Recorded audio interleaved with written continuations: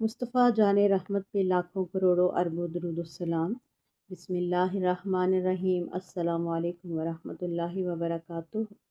اللہ تعالی ہم سب کو ایمان پر ثابت قدم رکھے، زبان کو ذکر سے تر رکھے اور ہمارا انجام ایمان پر ہو، آمین ثم آمین۔ آئیے آج سے القرآن میں آج ہم سورہ بقرہ آیت نمبر 162 کو ادب، خشوع و نصیحت کے ساتھ سمجھتے ہیں۔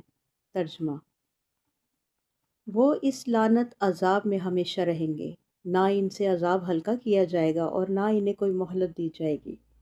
تفسیر: یہ آیت پچھلی آیت 161 کی تکمیل ہے۔ اللہ تعالیٰ واضح فرما رہے ہیں کہ جو لوگ حق جان لینے کے بعد بھی کفر پر جمے رہے اور اسی حالت میں دنیا سے گئے، ان کے لیے انجام ہمیشگی کا ہے۔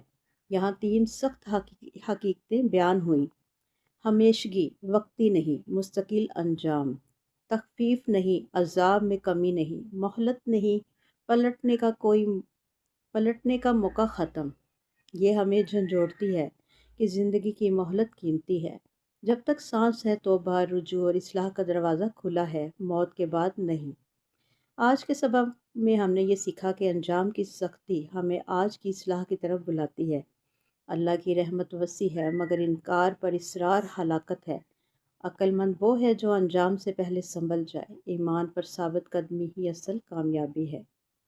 دعا ہے رب کریم سے: اللہ ہمیں ایمان پر ثابت قدم رکھ، جب تک ہم زندہ ہیں توبہ کے دروازے کھلے رکھ، اور ہمیں ان لوگوں میں شامل نہ فرما جو رجوع میں تاخیر کرتے رہیں یہاں تک کہ وقت ختم ہو جائے، آمین۔